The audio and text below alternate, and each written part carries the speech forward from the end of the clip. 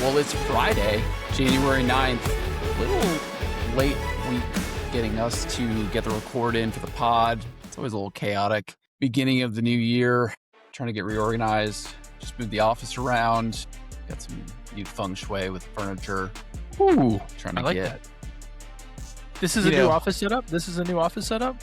This is, and the office setup moved around. I like it, man. I like it. I like the pillows back there. Very nice. Trying to get, Feng Shui for the new year, get some deal flow going, get the juice fired up. Sometimes all you need is a new couch backdrop to get the juju going. Dude, so real. But, hey, regular season football's over. Kind of a sad time of the year for me. Obviously, playoffs are always fun to look forward to. I love January football. Regular season, you're not getting Scott Hansen on Red Zone on Sundays, and the main slate just gets smaller and smaller. Dude, that is sad. That's sad. Man, saw this today. We have 15 games left, and 7 are this weekend. That is depressing. The fact that I think I'm just processing that Red Zone is done. That's sad. Scott Hansen is in Cancun. They did bring ads. They brought ads in, which was also sad, but that's another story. I thought the ad situation wasn't that bad this year. I agree. It was the one safe place that you had 8 hours of uninterrupted football. For that sanctuary to have ads in there, that did bother me a little bit, but it wasn't too distasteful. It's going to be a fun postseason for sure. A lot of parity in this league. We say it, I think, every week at this point. No Burrow, no Lamar, no Mahomes in the playoffs this year. Pretty insane. I don't know. Getting started on the new year and get it moving. We've got our goals for the year. Getting the pod up and rolling on the socials. Getting a lot of hate on the socials. It's pretty great. So great, dude. I love it. So let's start here. I thought I'd be opening the show talking about Kevin Stefanski. Kevin Stefanski got fired first thing Monday morning, I want to say, maybe Sunday night. I had my whole angry old man rant ready. Browns can't get anything right. And we'll get there, don't worry. But instead, we had some big news yesterday, too. So let's start here. The Ravens fired John Harbaugh. I was wrong. Hand up. Egg on your face. Last week, I came live on this show, and I said, this is Harbaugh's team. Lamar's not going to be there. But I was wrong. Ravens fired him. And look, I get it. I'm a fan, too. We all want our teams to grow. We want them to evolve. Nobody wants to watch the same movie every single year. And I think sometimes as an owner, you do have to fire the coach. That's not just football. That's human psychology. That's business. And mix it up. The NFL is a business first and a sport second. I firmly believe that. And when the fan base hasn't won a Super Bowl in a while, they get restless. And that was true for the Ravens. Owners, they're feeling the pressure. They've got tickets, jerseys, eyeballs that they got to manage. And sometimes you just have to listen to your customers. So I think this is where it gets a little bit dangerous, though. We live in this instant gratification culture now. We've been trained to be really impatient with good. Good isn't good enough anymore. We want great, and we want great now, So right? real. We don't want it tomorrow. No. It's got to be now. Now. Win now. Austin, we see this everywhere. I mean, even like dating culture. I mean, we're both married, and Look, I've been out of the game, but I see it. I see it out there, I mean, even when I was in, my 20s, and dating culture it really became a yes, but culture, right? Because you got the dating apps, you have all the optionality. Yes, they're great, but maybe the next one's funnier or prettier or wealthier. And I think that mindset has really crept into our fandom as well. Consumerism. So, Ravens fans, you can sit here today, you can at me, tell me I'm wrong. They have. Yeah, for sure. They got after you. They did. You guys told me, Lamar was getting held back by Harbaugh. Well, look, he's gone. The witch is dead. New chapter, fresh energy. Great for you. But be careful what you wish for, because when you fire a coach like Harbaugh, you're not just changing leadership, in my opinion, you're changing the operating system. People talk about Harbaugh like he was just kind of along for the ride. He had Flacco deep ball, amazing. He had Lamar, 2-time MVP. Anybody can win with, Lamar. I don't know. Maybe. Harbaugh was the operating system because when the league changed, he changed. It's funny to think now about the early days of Harbaugh with the Ravens. It was a smash mouth defense, Flacco deep ball. 10 years later, he's pivoted, right? 2018, they built the offense around Lamar Jackson, who's a mobile first quarterback. And so the real danger, in my opinion, is great players can hide bad systems until they can't. Baltimore has had only 3 head coaches in franchise history. Which Short is franchise history, crazy. right? Crazy though. Still But crazy. he was there for 18 years. That means, to me, the next guy that they hire gets a long leash. Maybe. Well, I mean, the Maybe. ownership has shown that to be true. And so if we assume that it's going to stay true for the next guy, he's going to get a long leash. If you combine that with the elite talent, which you still have on this team, obviously. For sure. And to be clear, it's a good building, right? They have the structure in place. Dude, I like a lot. Totally. But especially at the quarterback position with Lamar, who's probably still the best in his division, given that Burrow is continuing to be hurt year after Call year. him best in the NFL. Say it. I think the challenge here is we can fool ourselves with a new coach coming in who's not great. We can win games. We can make the playoffs. You can convince yourself everything's fine. But when Lamar starts to slow down, which he will, if he hasn't already, we see this with every single mobile quarterback. I wouldn't be surprised if we start to see, with the wrong coach, systematic problems that get baked into the building. And they don't show up immediately because you've got a strong team and a strong structure that you're going into, but they show up years down the road, sometimes decades. So Ravens fans, I'll say this. You didn't just fire a coach, in my opinion. You deleted software that ran 18 seasons with almost no downtime. You had 12 playoff appearances, 13 playoff wins, a Super Bowl ring. Awesome. And when a successful organization does that, sometimes it works, right? Pivoting, sometimes it works. But more often than not, you get bugs, you get crashes, and eventually you might get a reboot that you really didn't want. So yeah, look, hand up, I was wrong. Egg on your face. At least for now. Austin, we talked about this, that we finally get video turned on for this podcast and fire up some of the social media posts. And, it was just you spent all day getting everything set up. Kind of a blitzkrieg for us. This is a new project that we've been working on for the past, couple of months, and finally got around to trying to get some buzz around the pod, get it on social media. And, next thing I know, I'm posting my rant about it's Harbaugh's team and not Lamar's team. And Harbaugh gets fired 10 minutes after we make that post. 10 minutes after the post goes live. I don't know. What do you make of the Harbaugh situation? I've seen some of these things on the interwebs that says it has the picture of the field goal, like the uprights. And it's like, if he misses on either side, Harbaugh gets fired. If he makes it, Tomlin gets fired. Yep. I think that might be true. You know what I mean? If the Ravens, if they make the kick, they're going to the playoffs. I think he buys himself another year. If you got Lamar, I think that is literally the margin of error that we were talking about. Same thing with Tomlin.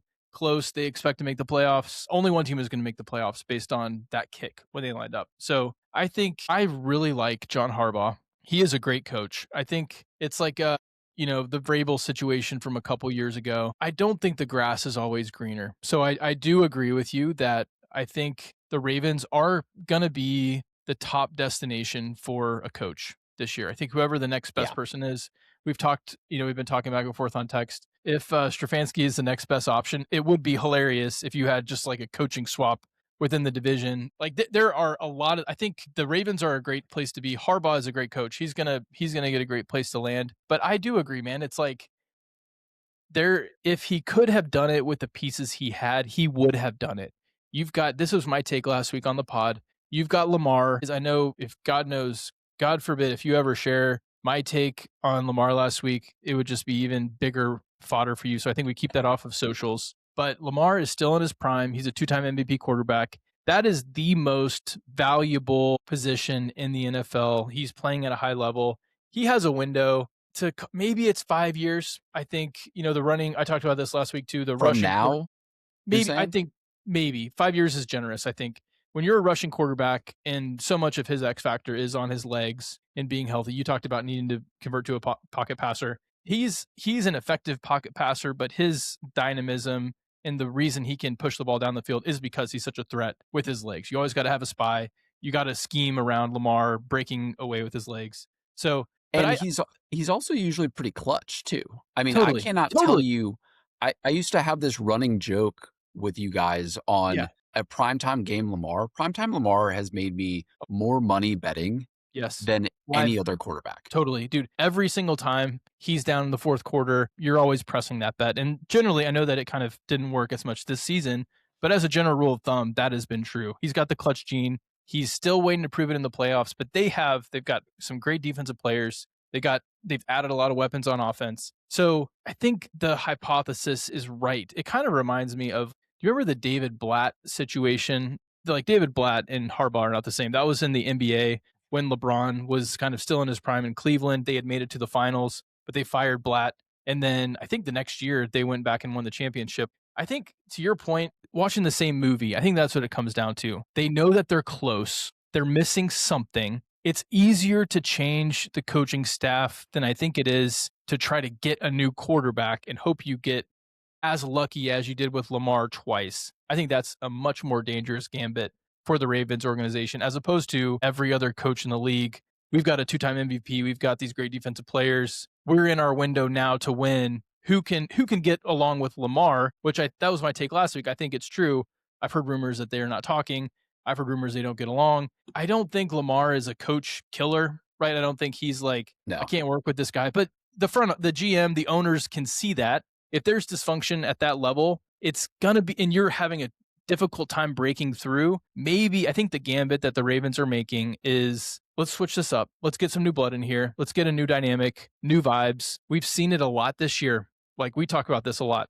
The adding in a Mike Johnson, adding in a Vrabel. Sometimes a new attitude in the building can unlock latent potential that can help a team break through. If you can get the right guy in that seat and they're going to have their pick of the litter, I think it makes sense to try something else. I don't know if they're going to be a better system builder coach than John Harbaugh, who is one of the best in the NFL.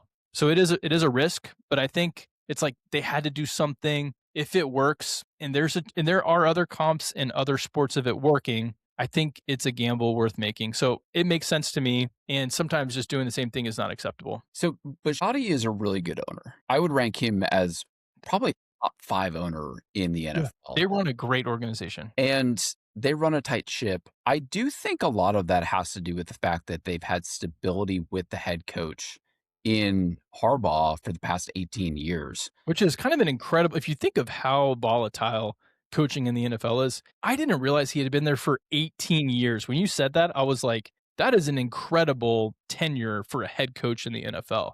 So I don't think it's something that they enter into lightly by any means. I agree. And it's not only that he was there for 18 years, he had success there for 18 years. I mean, you don't make the playoffs 67% of the time without being a really, really strong head coach. And you have to have the talent around the quarterback. You have to have the quarterback. I get that. You got to have a good GM. But I do agree. I think Bisciotti probably looked at the situation and he said, I'd heard that there was some, now everything's coming out, right? And it's hard to tell this week what is real and what's fake. There's obviously going to be people on both sides. There might have been some strife between Lamar and Harbaugh. I heard it was more between Todd Monken and Lamar, and Harbaugh wanted to run it back. Same team in place, same coaching team in place. Yeah, of course. So I don't know. But I do think at the end of the day, Bisciotti looked at it from the business perspective, and I think he's making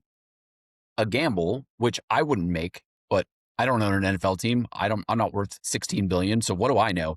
But he's seeing the fans get a little bit restless. And I think that he's essentially saying, look, we're going to try something else because I have to have the eyeballs. I have to sell tickets. I have to sell jerseys and merch. And that does pay the bills at the end of the day here. And, it may work out for them. I think it'd be hilarious if they got Stefanski in there. I mean, to go. If it works. I mean, if it works. You talked about Ben Johnson and. What about Mike McDaniel, dude? What about Mike McDaniel? So breaking here, before we got on here, about 10 minutes before we jumped on, Mike McDaniel got fired from the Miami Dolphins to set that up. We had been alluding to the fact that we thought Mike McDaniel was on the hot seat. I don't think that was a big assumption by us by any means. They had a terrible season and tough spot for the Dolphins generally, but they looked pretty good towards the end of the season. They started to figure it out a little bit.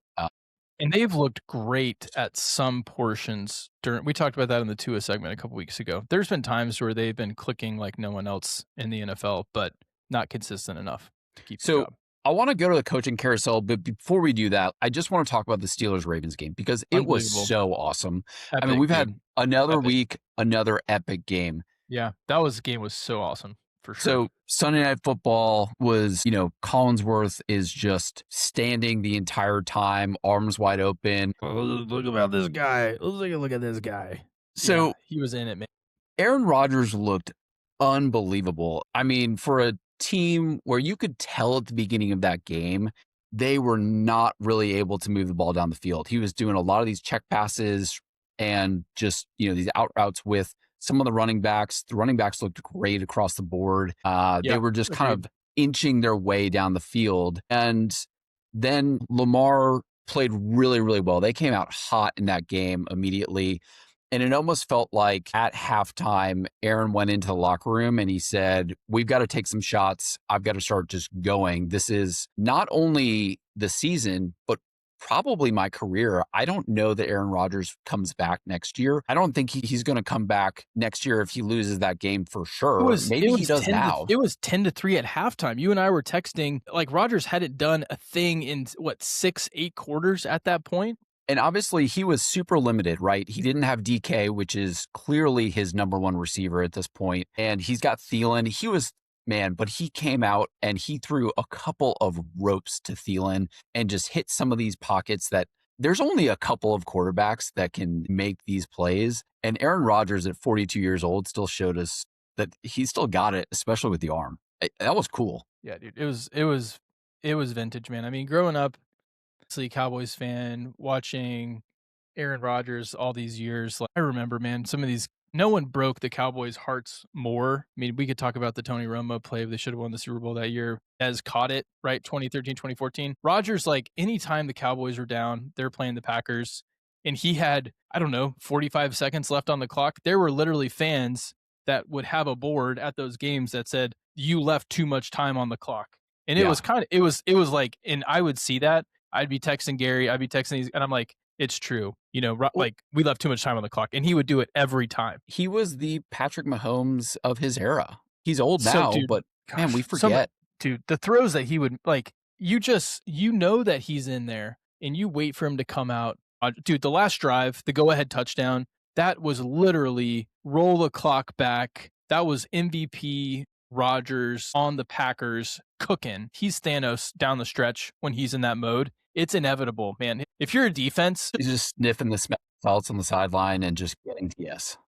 Perk Rodgers, Smith, whatever. He's like locked in, and it's the same effect that Mahomes has on teams, that Tom Brady had on teams down the stretch. Yes. It's a mental thing. With your defense, you played great the whole game. You held them to 3 points at halftime, but it doesn't matter, man. It's like the last 9 holes on Sunday when Tiger's in the hunt. Yeah. I think guys just start to feel like it's going to happen to them, and they're seeing ghosts and they're hearing footsteps. Great players, it becomes inevitable because they've already won the game in here, and it's two-pronged because your team believes it's going to happen, and the other team believes it's going to happen, and it happens, man. You just get tight. Everyone's worried about making the mistake. They know what he's going to do, but the Ravens guy slipped. Like it just seems like it happens that way. To your point, he makes the play, but then Lamar clutch right back, right? Works the ball down the field, and they missed the PAT. Yeah. It was epic on both sides. Yeah, I mean the missed kicks, obviously Boswell missing the PAT, which is an unbelievable kick. Like I've never seen a right-footed kicker shank one with that kind of it was a slice spin on a PAT. I could not believe that kick missed with that spin. I was like, how did he kick that ball? It looked like me with a driver in my hand. If we're really that's being why honest, you carry the mini. That's why you carry the mini, because that happens. I have never seen an NFL kicker spin a ball like that, especially on a short range kick. That kind of a cut spin. I was like, where did he almost miss the ball? Like that's the only way I can you got to barely catch the edge of the leather for it to spin that much. Definitely right? Not the center of the club face. That's for sure. I mean, that was a hosel shank. Dude, those kickers were feeling every bit of the pressure down the stretch. You feel for the kickers. from a fan standpoint, you would wish that the kickers would just execute. That game would go to overtime. That's what the game probably deserved. But it was kind of poetic in its own way that both teams felt the pressure in. It wasn't, it was whoever lost that game, you were going to feel bad for the other team. And you knew that there was probably going to be pretty big consequences from a shakeup standpoint for whoever didn't get the win. It was for the last game of the regular season. You could not have had a more epic, consequential buildup and result. Like, you talk every week about like the NFL got what they wished. Like, I know that maybe there's not script writers, but you couldn't have scripted a better end to the regular season than what we got with that game. Why we watch it, man. I mean, it is the best product on television. A couple other fun things from this game were just things that I took away. That you obviously, Boswell missed the extra point, and then Tyler Luke misses the field goal after Lamar got him to the 25-yard line. Yeah. Well, with a 20, and then he took us unbelievable like, throw. backwards. Yeah, Lamar, remember he rushed backwards to set up the field goal. Who knows if that ends up making? I think he like missed it by enough; it wouldn't matter. But I was like, my brother, rush forward, right? I mean, and Tyler Luke, after missing the field goal, there was just a cool moment from my perspective in football. Chris Boswell ran over to him, Tyler Luke, the Ravens kicker, and like tried to put his arm around him. Obviously, Tyler Luke is in Shock. a headspace shock that you can't really do anything with. But he was just like, "Hey, man, like."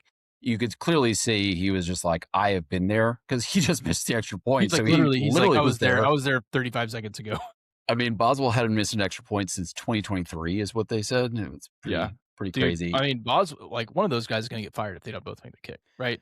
Absolutely. And then, including Derek, right? We can talk about Derek too. All right. So Derek, the other funny thing from this game was in the presser afterwards, Aaron Rodgers was asked about burning 3 timeouts in basically, I think it was in the same drive, and this was in the second half. Obviously, at that point, it's going to be a field goal game, and in those field goal games, those timeouts are so important. I obviously had Steelers to win the division. I did not hedge going into that game. We never hedged. That was a little bit tough. I did end up hedging after they burned all the timeouts, because I saw the writing on the wall, and this was one of those things where, again, I'm a situational bettor, and they comes to travel to, who's going to get up for the game, all the way over to game management. And I saw this game management just getting burned. I thought Tomlin was going to have an aneurysm on the sideline. I did too, man. When they were burning those timeouts, I was like, there's a minute and whatever, you said like 20 seconds left. I was like, you're going to want those timeouts back. And so they burned 2 of them because of communication issues of Derek. What we saw. So Derek. Let's talk about this guy. Aaron Rodgers said, yeah, Derek, what did you say? He's a great guy. Dude, he was for the way that Rodgers, I love him. Sometimes he does throw guys under the bus. I thought he genuinely felt bad for Derek, but he did make sure that his name got out there, right? That's right. It was because it is unacceptable to have 2 headsets that don't have audio working in the fourth quarter of biggest game of the season, where everything's coming down to you being able to understand the play. That was unbelievable, man. They lose this game and Rodgers' career is over, and they miss the playoffs because one of your support guys didn't double check the audio. It's like in the other guys when the cop shot Derek Jeter. I was like, that guy's not going to be able to do anything. He's going to have to move to another country. He's going to have to go to witness protection. He's got to change his name, right? Derek, he's going to be the Yankee Clipper. It's just funny because, and I love Aaron Rodgers, obviously. It's the reason I've been very high on the Steelers this year. I also love Tomlin's. But Rodgers was asked, why didn't you just run a play? And I love that Aaron Rodgers actually gives us real answers. That was honestly very insightful, because everyone is they see them make the audibles at the line and they're like, just do it. I thought that was a smart answer. So what he said was, well, we have really big personnel in at the goal line, and I knew I'm in a 3rd down situation. We have to get a touchdown here, or else we're not going to make the playoffs. And we are spoiled in the NFL right now because we have great quarterback play. What we miss a little bit, I think, is, especially from the media perspective, is the guys who tell you the truth.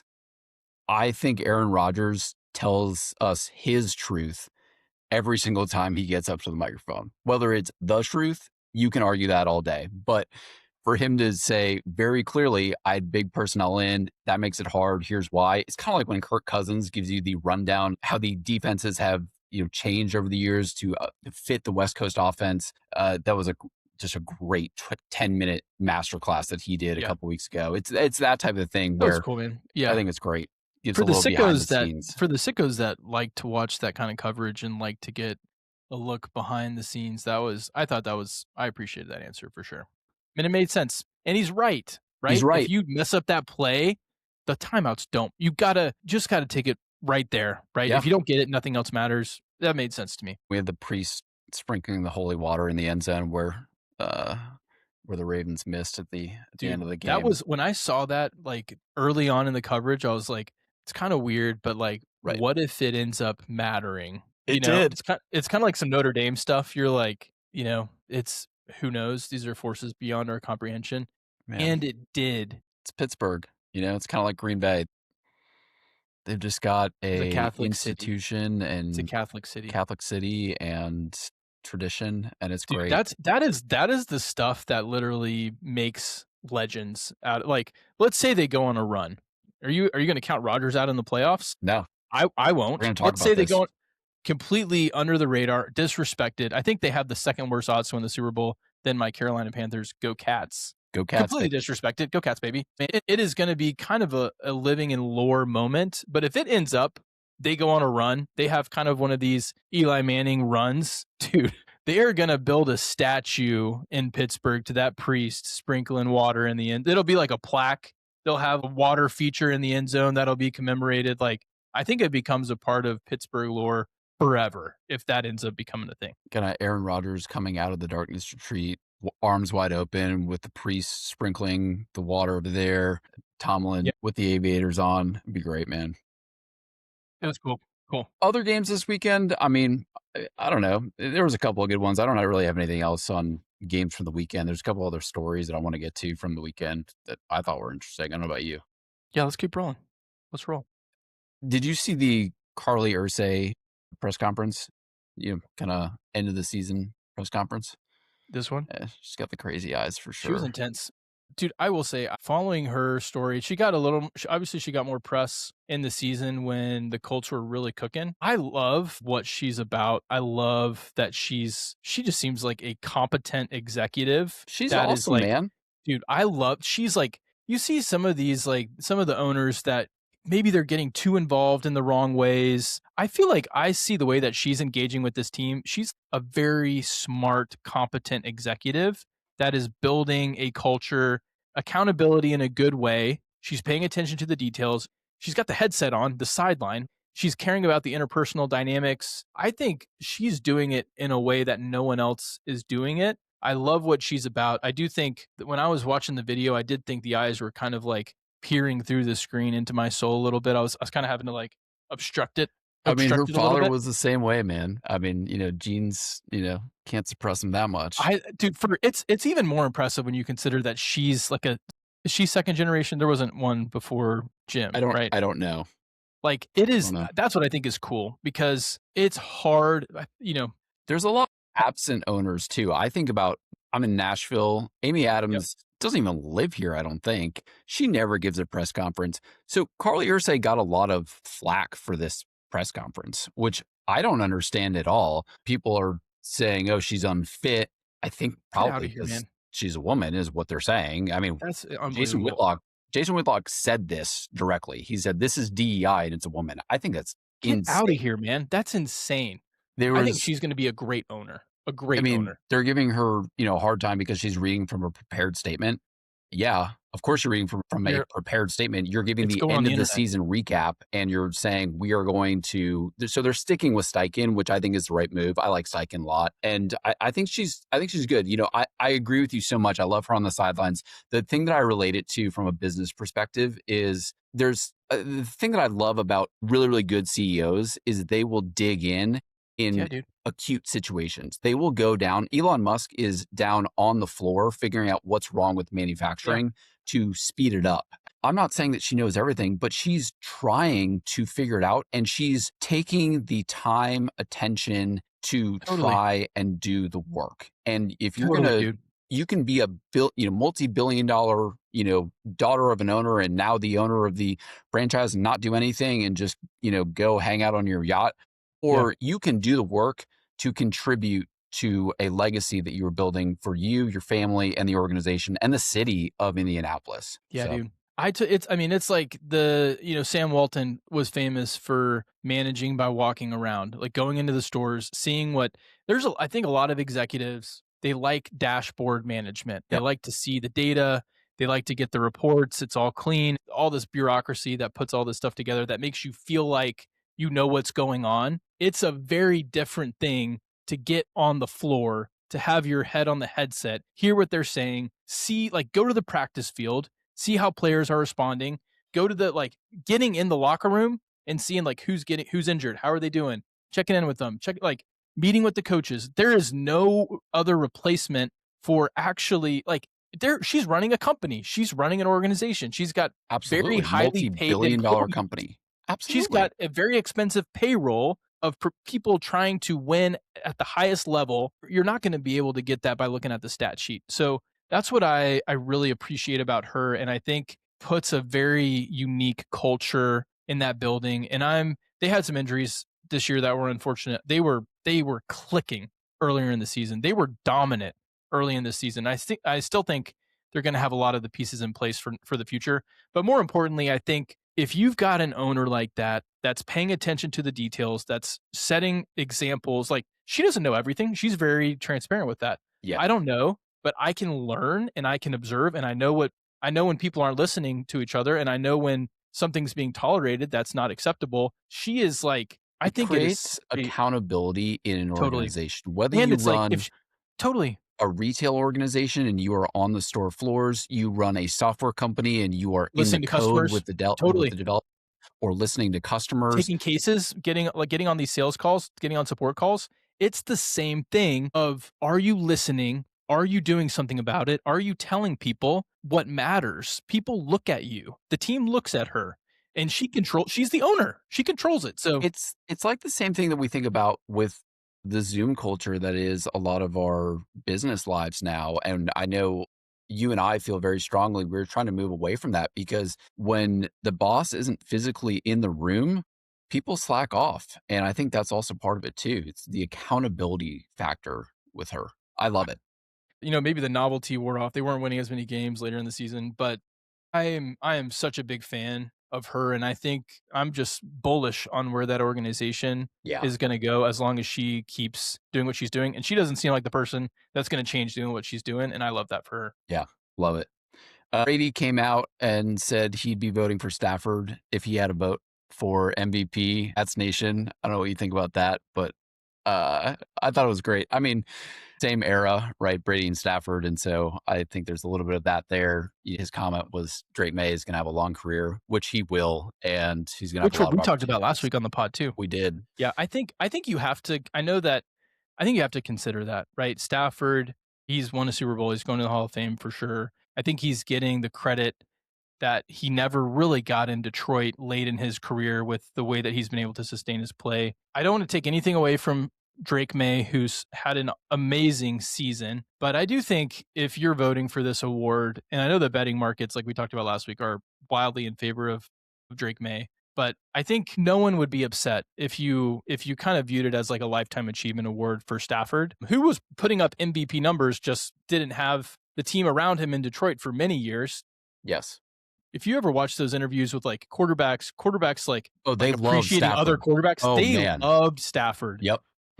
Highland Park guy, so I think it would be very cool and would feel real like it would be a great story if Stafford got the MVP for just recognizing what kind of player he is. And, they might win the Super Bowl again this year, but I think if Drake May, like that I thought that was, I agree completely with what Tom Brady said. That was my take last week on the pod. It's like sometimes it's not just about the season. It's about like who maybe deserves it for the whole body of work. Yeah.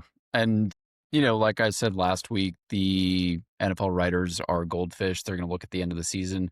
But I do think that Tom Brady coming out and saying this before the vote went in, it might move the needle.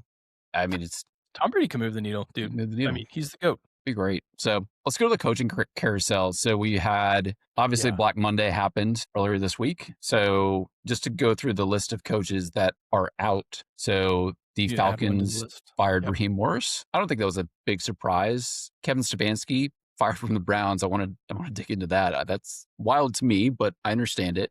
Pete Carroll fired. I am not shocked by that at all. A funny just anecdote that I saw on the Las Vegas Raiders. They have a $50 million payroll for next year for the coach because they owe Chip Kelly $6 million. They owe Pete Carroll $16 million. John Gruden still paying him $10 million. So awesome. Josh McDaniels $10 million, and Antonio Pierce, who I had no idea they were still paying $8 million. So dude, that's kind of insane. wild. Talk about a dysfunctional organization. Arizona Cardinals fired Jonathan Gannon. It was time. That makes sense to me. Obviously, the weird thing with the Cardinals, man, talk about a job that I don't know anybody's going to want. Kyler Murray seems like they are trying to move on from him. The rumor this week is that the Jets are interested in Kyler Murray and there might be a trade there. But I was looking at his cap hit, the dead cap hit on Kyler Murray if he is traded before June 1st is going to be $52 million or $57 million for them next year. It's even worse if it goes past June 1st. Obviously, tough contract. I don't know. So, you're walking into that situation as a new head coach. That's going to be tough. Ryan Dable obviously got fired early on in the year. Yeah. Ryan Callahan early in the year. The person that stayed that I think is absolutely insane is Zach Taylor. How is Zach Taylor not fired? He is my new Brandon Staley on the Chargers, who I was calling to be ousted for, it felt like 18 months. Yeah. Zach Taylor needs to be fired. And Jamar was asked about Zach Taylor and his confidence in Zach Taylor on the post game, and Jamar said in a lot of hesitation, I have confidence in me. I'm paraphrasing, but that's what he said. He did not mention Zach Taylor's names. Pretty dysfunctional organization. The Bengals, I think because they have such a cheap owner, obviously a relative cheap owner, they're all billionaires. They're not going to go and fire Zach Taylor because they don't want to spend the money. And some of these teams are actually not trying to win, and we forget that. And the Bengals are one of those teams, in my opinion. So I don't know. Coaching carousel, any jobs? What's the job for you? And then we forgot before we jumped on the show, the Dolphins job.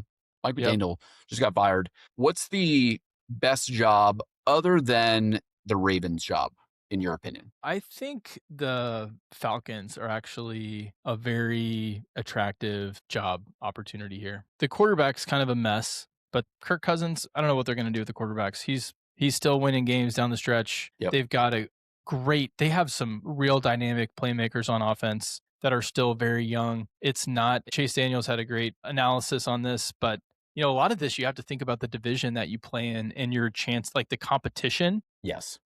Which I think, that's like a knock on the Raiders job. That's a knock on the Cardinals job. You're in the Browns job, right? You're playing in some tough conferences. So if you're already trying to take over a team that's like underperforming, you're missing some pieces, you got this dead cap weight, and you're in a stacked conference, and you know that you have maybe a 2 or 3 year window to make something happen, that's a lot that's stacked against you to have an impact. Whereas I think the Falcons, there's no more fluid, uncompetitive conference in the league than the NFC South. If you can get your quarterback position figured out, and you get some consistent high-level play there, there's no reason you can't go on a run like the Bucs have had the last few years and make the playoffs every year. Now.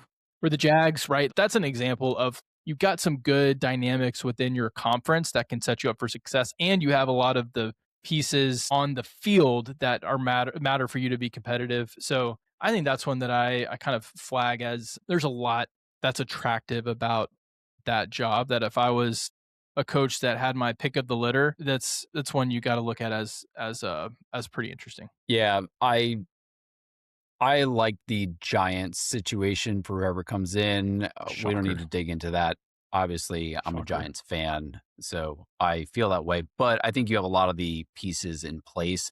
Their defense is strong, and I think Dart is the future, at least until he knocks himself out. Same thing with Scadaboo. Which is coming. That's coming on both fronts, by the way. This is the Bash brothers. This is CTE boys right there. Neighbors was out all year, and they still performed good on down the field, despite not having him. Obviously, they didn't win any games, which you got to win games, but Except the games dysfunctional at the end of the organization. season when you're trying to lose for better draft position. They won those games. Yeah. There's another piece with the Giants situation. It sounds like John Mara is very sick, and so I don't know what's going to happen there. That's going to have some impact on the situation for sure. I think that's why Shane is remaining the GM. Who, God, Yeah. he needs to get out of the building for sure. Kevin Stefanski. You don't think that Kevin Stefanski, other than Harbaugh, is the number one prospect? I do. I'm curious your thoughts there. I was looking at Kevin Stefanski and his career as the Browns head coach. When you asked me this earlier in the week, why do you think Kevin Stefanski is such a good coach? Because he hasn't proven himself. And, I was looking back and I was thinking about it. You're kind of right. I mean, he had a losing record with the Browns overall. When I think about this, I think about the idea that he had Baker, who was raw talent, and he did figure it out with him. They made it to the playoffs. They won a couple of playoff games. And then he just had to deal with the Deshaun Watson situation. Worst trade. Maybe Maybe Briscoe was talking this week about how, Stefanski didn't want Deshaun. I don't know that could possibly be true. Everybody from PJ Walker, Texas Ranger, all the way over to, Joe Flacco and Jameis Winston coming in and out, Bailey Zappi. I mean, he's had 13 quarterbacks over the past 5 years. So I think that he is able to deal with dysfunction well and a dysfunctional ownership and locker room, which is why I think, again, when I think about this from the business perspective and the head coach, you are the CEO of the organization, but you also have to deal with the ownership, the board. And he's able to manage up really, really well. So I think that's a lot of it. Why do you not like Kevin Stefanski? Other than, the numbers maybe don't speak for them. Well. You hit a lot of my points. There's so much noise around the Browns. So many dumb moves. It's like quarterback carousel. It's like the Jets, right? Like you could have a good coach on it's like Saleh, right? Like, yeah, he's a good coach. Yeah. He was coaching for the Jets and he got fired mid-season because he's with the Jets. So man, if I'm any of these teams, I would be hiring obviously Harbaugh. Yep. I like Saleh as much as I like Stefanski. You love Saleh, dude. I don't want to be too rough on Stefanski because 2-time coach of the year. He's a good coach. It's tough you take a risk. You try to join an organization like the Browns. I do think, and it's hard to parse out media narrative and stuff from what's actually happening on the field. Plus this weird dynamic where GMs and owners are they're drafting players, they're pushing players, they're trading players. The coach in some way is having to just make the most he can with the pieces that he's got. But I do think the whole quarterback situation this season, waiting on Shador, I think the tape shows he's obviously the guy there for the Browns. Took them a long time to figure that out. Even though his quarterback rating was not great. I think you watch him in the pocket, you're like, this guy, you can build around him, and took him a long time to figure that out. So ownership came out last week. You may have missed this and said, we're excited about Deshaun Watson for next year. So I'm like, we'll see. That's a thing where I'm wondering how much autonomy is it if Jerry Jones wants a guy to play whatever the coach wants, you're kind of having to just make that happen. So I think it's a tough job. I don't want to be too rough on Stefanski because he's a guy to our point, right? You drop in, you have a Vrabel who the owners are just kind of rallying against just because he's too much of a hard ass. He's implementing this discipline system that they're not for. You let him go, and it says something when and the Ravens are going to be feeling this way, the Browns are feeling this way. You let a guy walk out of your building and his phone is buzzing off the hook. Yeah. When everyone else sees something that you don't see and they're like, this is insane value, what are you guys doing? Time to look in the mirror. You have to look in the mirror and say, I'm the problem. So yeah. I think that's what these guys are you find out pretty quick in terms of who's hot. And then, right, you put them in the right environment. You get a Ben Johnson in there, you get a Vrabel in there, you get a Cohen in there, and they immediately become a 11, 12 win playoff team. I do think some of these guys are probably getting a favor done for them by leaving these dysfunctional organizations. Yes. And just from what we've seen this year, would not be surprised if some of them replanted in more fertile soil could be the exact piece that another organization needs to break through next year. Yeah, there's been some talk about Mike McDaniel being the prime prospect for the Browns. I think Mike McDaniel gets hired as an OC. I'd love to see him in, obviously, New York. I would love to see him. I think he would be great in Baltimore, man. OC. I would love to see him in Baltimore. I would for how amazing. creative. Man, Everyone says he is a truly offensive genius. You give him a unique player like Lamar Jackson, and maybe Mike. I feel like just the responsibilities of the head coach job, like he just looks worn out. There's a difference between being a VP and the CEO. And Totally. the VP, you are running your team, your silo of the organization. You are hyper focused on doing what you do very, very well. When you become the CEO of the organization, you have to have a much broader view, and you are managing your managers. Totally. And you are also making sure that the org is going in the right direction. It's a lot about hiring. It's a lot about managing your board or your ownership. And ultimately, I don't know that Mike McDaniel fits for me that persona. I think, to your point, dude, yeah, he's an offensive savant and he should stay there.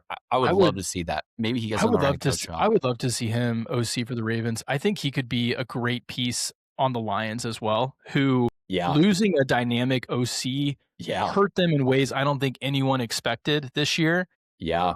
I think, dude, if like Campbell is the motivator CEO. Yes. They just let their offensive coordinator go this week as well, who, he was doing nothing because Campbell was calling the plays down for the last half of the season, last, 6 or 7 games. I think you need to he's someone that needs strong VPs, needs strong generals in order to make it work. I think you put Mike McDaniels in that system too, and they could be so next year. Dude, that would be awesome. I love that call. I think him for the Lions would be next year. And sometimes you get re-energized when you're back in the right role for you. Everything corporate, everyone's trying to tell you that you got to go get the next big job, that's going to make you happy. Right. That's not always the case. And sometimes you need to feel the crown on your head and know that that's not what you really wanted to do to be happy in that kind of role and start thriving again. So I think that I hope he ends up in one of those spots, because whoever gets him, if you get him in that seat and he's energized by that, could be ready for a run next year. Yeah. He seems like a very introspective guy too. He obviously battled alcoholism for a long time. And when you talk to folks like that, when they come out of that darkness, they have a new lease on life. And I think that he is very self-aware. And so I'd love for that to translate to him, not necessarily just having to go make another $10 million a year, but he can move to a situation where, the pay gap is really real, and that's always a problem. But man, it would be so awesome to have. You're still making millions of dollars to coach in the NFL. You are, but you're same thing. Yeah, there's a big difference between $10 to $15 million versus $1 to $2 million for sure. But maybe you get a taste for what else comes with that and what that means for your life. And it's like Cliff Kingsbury. There's some guys that can help your organization more. Flores, right? We all talked about his genius. Like there's some guys that are they are the best in a particular position, and doing more, you actually lose their genius and lose their magic. Who's the defensive coordinator for the Chiefs? Steve Spagnuolo. Like he's one of these guys that I think he's never going to be up for the new coaching jobs, because he is a great defensive coordinator and he loves what he's doing and he knows his role on that team. There is something to be said for guys that have made peace with that and they become the secret weapon year in and year out for an organization. But it takes some guys, you got to go up to go down and appreciate that. Yeah, I think we could do a whole podcast on this on the off season, and I would welcome that content. So I know we got to keep moving here. The other thing just to make note of is Cliff Kingsbury did get fired as well, which was pretty wild. The Commanders, man, we can touch this maybe next week. It feels like it's not going well. There was a lot of weird quotes and dysfunction, a lot of leaks that were coming out of that building. That's too bad, man, because they had such good juju at the end of last season to have the injuries, and then if you shake things up, I think that would honestly feel like a totally botched entire situation to me. Yeah. All right, you want to go to playoff picture?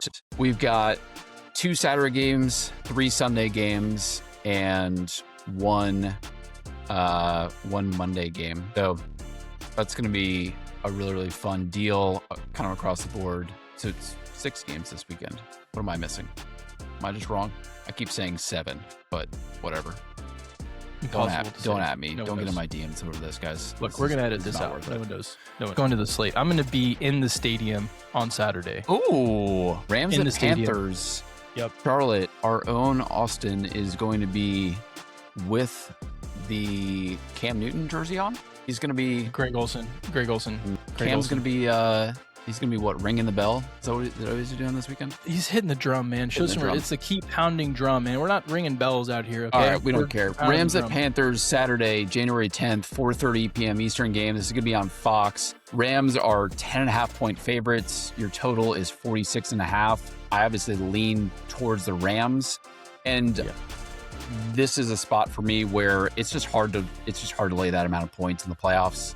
Both teams are going to be obviously motivated, and it takes away a lot of your handicap. So if I had to do it, I would be laying the 10 or 10.5 with the Rams. There's two numbers that are floating out there right now, and I would lean towards the over 46.5. McVay has shown us he was pretty pissed about the Atlanta game, and came out firing last week, and they're going to come out firing again this week. Devontae is playing, so I don't know. We're smoked. Any feel there? I feel that the Panthers are going to lose the game. I hope they cover. They've been pretty good as underdogs this season, because they're in the playoffs, and they were an underdog almost every week. So the fact that they won games, that means that they're good as an underdog. And they beat the Rams already once this season. I don't think I feel about that. Yeah, you see a team for the second time, and it usually flips. And I mean, at that point, you get why they would sleep on the Panthers. I think Stafford had thrown like 2 or 3 picks all season and had 2 picks in the first half that game when they played. So uncharacteristic turnovers. 10.5 points at home. I'm hoping that they cover. The Panthers, I feel like, have gotten away from running the ball. Dowdle has kind of slowed down from the tear that he was on. But if you can establish the run, which the Panthers have shown that they can do this season in certain stretches, if you can pound the rock, you can control the clock, and you can keep those guys off the field, and be opportunistic on defense, that's the game that I would like to see as a fan in that stadium. 10.5 points means no one's going to be heartbroken if we don't win the game. We're a home dog by 10.5 points. That's a joke of a spread, but yeah. The Panthers haven't really given the odds makers much to cheer about for the last few weeks. Lost the game and had to get it. We talked about that last week on the pod. Like, pretty pathetic way to limp into the playoffs. I don't know if I'll bet it, but in my heart, I'm hoping Panthers at least cover and run the ball and give the fans something to get excited for next season. Yeah, I mean, this is all about key number for me. So, at 10, I'm probably leaning Rams. At 9.5, which is where it opened, I'm definitely leaning Rams. At 10.5, I have to take the Panthers at that number. So, all right, the second game on Saturday is on Amazon Prime, 8 p.m. Eastern game, Packers at Bears. This is going to be an awesome game, and it's really not getting any coverage. I think it's because nobody really has a feel for what's going to happen here.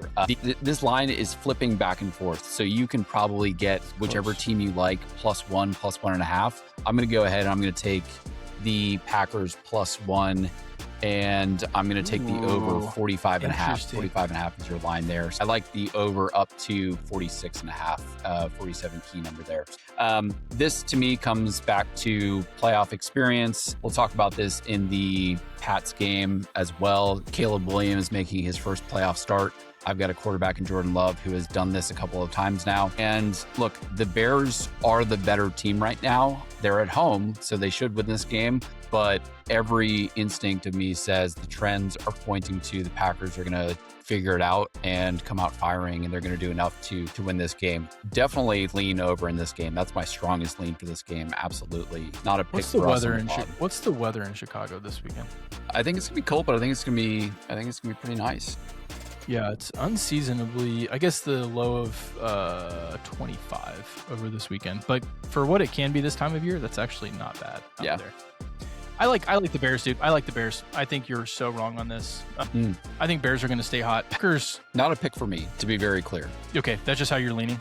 I mean, I went 5-0 last week. We didn't even talk about that, but yeah, we don't. Yeah, it's fun. Damn, you did smoke it. I think, dudes, Packers are very exposed on defense right now. They've had a ton of injuries. The Bears are going to pick them apart. I think over is the right lean. I think Bears at home. New year, new Bears, rebirth season. They're gonna bring it home. The one thing I will actually bet that say right now. is that if Ben Johnson commits to the run in this game like he has all season up until last week when they did not do that, I think that the Bears are the right side. But they showed us last week that that's not really what their game plan is. And I think they were trying to test some stuff for the playoffs. All right, first Sunday game is Bills at Jags. Jags Nation is pretty fired up for this. Jags are home dogs, getting 1 to 1.5 points depending on your book. Total is 52.5. I lean over on the total. I hope that this is an awesome shootout and we see everything in good weather in dirty Jack City. But I do lean to the Bills. Again, this is a spot for me where I'm going to back who I believe is better quarterback. I don't think I have the better coach though, which is my biggest concern. Totally. So, yeah. Liam Cohen, I think, is a better coach, but give me Superman. Josh Allen's going to figure it out.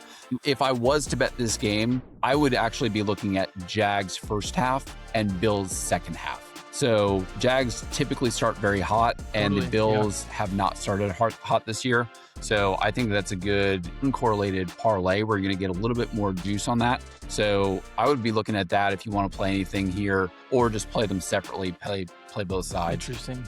Dude, I think the two big, I think Bears and Jags are wild cards because they haven't been there before. New pieces, these are really close games. I may stay away from both of those games just because I think you wouldn't be surprised either way. But I think a lot of people think this is the Bills' year, and Josh Allen's been great in the playoffs. But man, Jags, I don't know if there's a hotter team in the NFL than the Jags right now. So but it is different in the playoffs. I'm very excited for that game. The other way that I would play this is in a future. I think if the Jags win this game, they are going to be on a run, and I could see them winning the AFC or at least getting to the AFC Championship. So I like Jags plus 1,300 if you like Jags in this game. So I would bet it now. That number is obviously going to move down to like plus 600, plus 700 once if they win. If they win. I like that, dude. If you like Jags, the real value is in that futures number. As a reminder for you guys out there, you can always hedge out of your futures, and we can talk a little bit about that next week. Maybe we'll do that as a spot, how to hedge out of some of your longer term bets next week if people are playing some of these Super Bowl or AFC, NFC conference champions.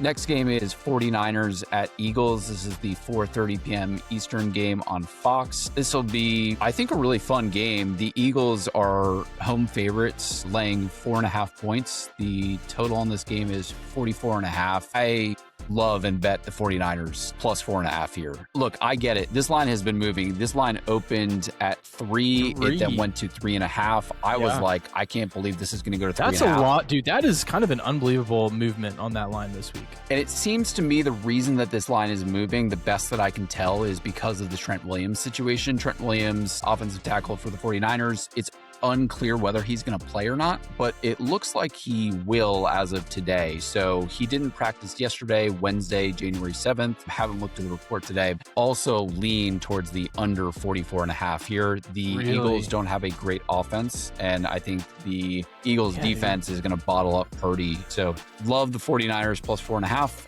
And I really like strong lean to the under 44.5 there. What says you? I feel like we talk about like Bayes thinking Niners were a offensive juggernaut leading up to last week, and they absolutely laid an egg against Seattle with everything on the line. Yeah. And I could not believe that performance that they had, which is really rocking me a little bit because I was feeling great about the Niners for the playoffs until that game, which would have been just an ultimate confident slingshot for them going into the playoffs. If they beat the Seahawks, they would have a bye this week. But I'm having a hard time. I'm wondering how much of this is Trent Williams versus overreacting to the Niners having a terrible week last week when they were otherwise, putting up 40 points a game against some good folks before that. I still think I like the 49ers, but this does seem like two teams that are maybe limping into the playoffs a little bit. Yeah, I don't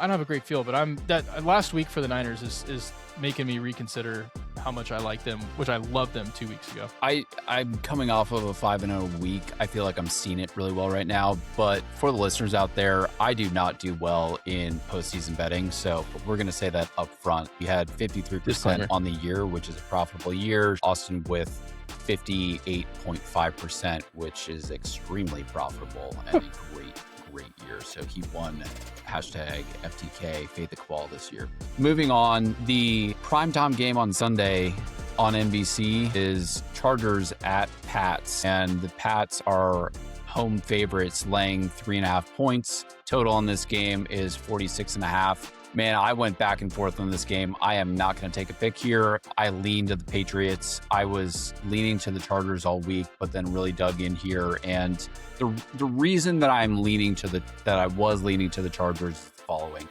Quarterback playing for the first time in the playoffs has a 31% win record.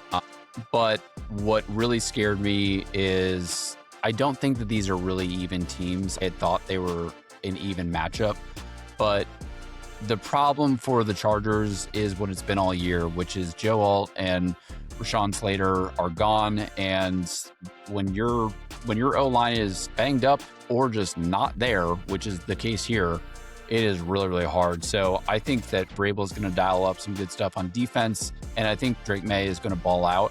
This will be a great game. Strong lean to the under 46.5. Yeah, I like Patriots here too. I like Patriots to cover a 3.5.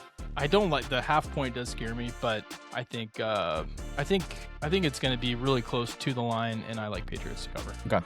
Last game is the Monday night game on ESPN. So that's 8:15 Eastern. Texans at Steelers. This is my favorite bet of the week. Yeah, Steelers are home dogs, and they are getting 3 points. So this line opened Steelers plus 3.5. That's where I bet it, and I hope that you did as well. I don't think we're going to see it go back there because there's too much institutional money that's running at the Steelers right now on that plus 3.5 number. I'm sure a lot of these guys are now taking the other side and going to lay the 3 with the Texans and just try to eke out a little fiddle in the middle. The total on this game is 39.5. So I lean under 39.5, but you lean under 38. Are you seeing 39.5? I'm seeing 38.5. I've got two of the best defenses in the NFL going up against each other. And Aaron Rodgers, as much as I love him and as much as we praised him throughout the show, is still 42 years old, and he's running an anemic offense. It's obviously going to get better with DK, but I don't know, against that Texans defense, they're elite it's gonna be on tough, defense, man. So, yeah. So, and you still like them to cover, even absolutely. knowing? Yeah, I do. I think that CJ Stroud's going to be rattled in the pocket. I think that Watt is going to get after him, and I think this is the spot where, here's the stat, okay? This is just a trends bet above all else for me. Monday Night Football, Tomlin is 22-3 on Monday night, and he is perfect at home, 11-0. So bonus pick there is Steelers money line plus 150. See if you get a little bit better than that. But I absolutely love and bet the Steelers plus 3.5. This is my one and only best bet for this week. You're not giving me a ton of fade options here, Ryan, but I know that's like red zone is expired at the end of the season. Yeah. Fade the Cabal ends at the end of the regular season. So just to do a review of Fade the Cabal, unless you have any opinions on the Steelers-Texans game.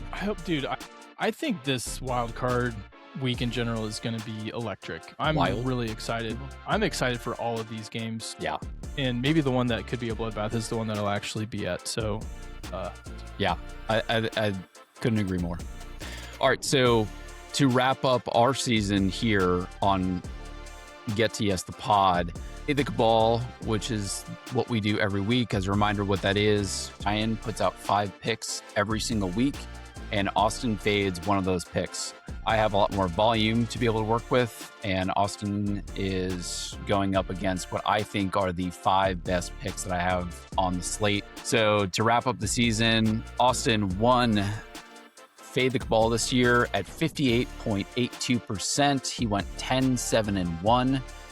And Ryan went 47-42-1 with 52.8%. Still winning year for me. 5-0 last week really got me over the hump, but got to do better next year. So congrats, buddy. That was a big year. Thanks, man. And 5-0 last week, is pretty incredible. So yeah, I'm seeing it right now, man. I'm feeling the opposite. I bet I kind of sprinkled some bets out there, got smoked in all of them. My theories just got blown up last week, which is I'm feeling a little shaky going into the playoffs here, especially like the Bears and Niners that I've been high on. I'm like, this is when you find out what was real. There could be some fool's gold hitting the playoffs, but they also have a chance to rewrite their trajectory and how they think about themselves, which is why the playoffs are so fun. Yeah, absolutely. All right, well, that's going to do it for this week on Get TS the Pod. Thank you for joining. Socials. And, burn us on socials. Burn Ryan on Ravens socials. fans, get out of my DMs.